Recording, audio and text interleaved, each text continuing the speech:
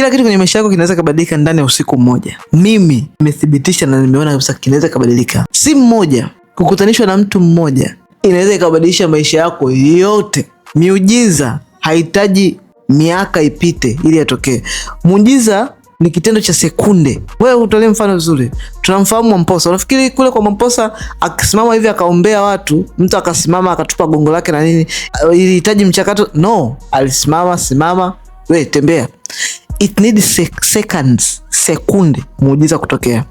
Haihitaji miaka.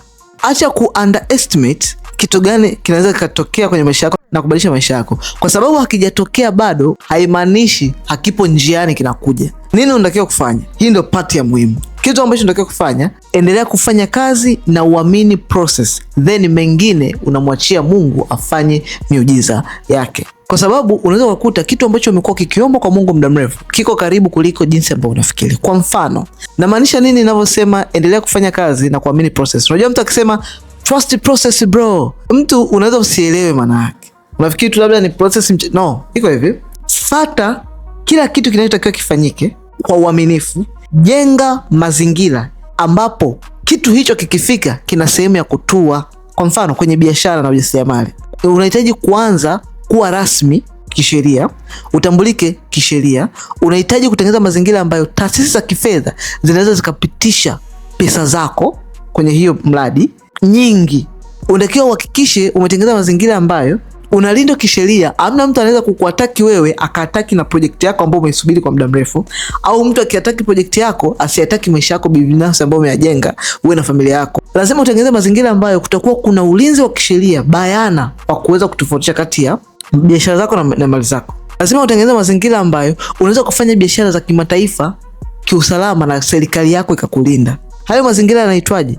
Kwa jina moja tunasema lazima urasimishe biashara yako. Na unarasimisha vipi sasa biashara?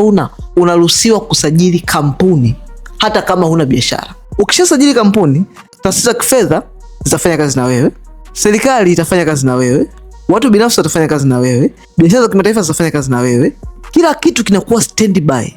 Wakati huo ndio tunasema una trust the process. Ndio huu wakati una trust the process, unahakikisha kila kitu kimekaa sawa. Sajili kampuni yako bro sasa hivi. Miujiza kwanza haiwezi kutokea kama hujatengeneza mazingira namna gani muujiza unatua wapi.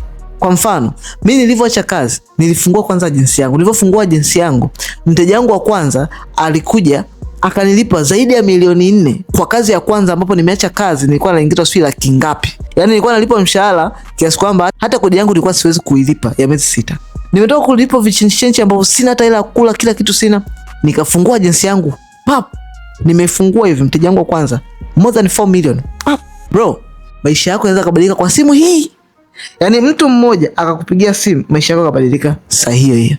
Wewe unaweza kuwa unasubiria dili ya milioni 50, dili ya milioni 100, dili ya milioni 10, dili ya milioni 200, dili ya milioni 70. Tengeneza kwanza mazingira. Sasa hiyo dili inakuja kufanyaje kazi? Aya, tutuashumu wamekuita.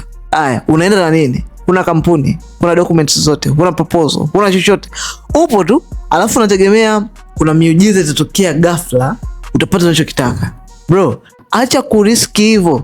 Maana ya kutake risk ni kwamba una trust the process wakati unaendelea kumuomba Mungu. Kama unataka kusajili kampuni yako, comment neno usajili ama nipigie kwenye namba za simu inayoonekana kwenye caption. Na kama upo nje ya Tanzania, usijipe excuse yoyote. Hiyo namba ipo WhatsApp, piga kwa WhatsApp, tutakupokea na kusaidia kukupa msaada kamili wa kusajili kampuni yako sasa hivi.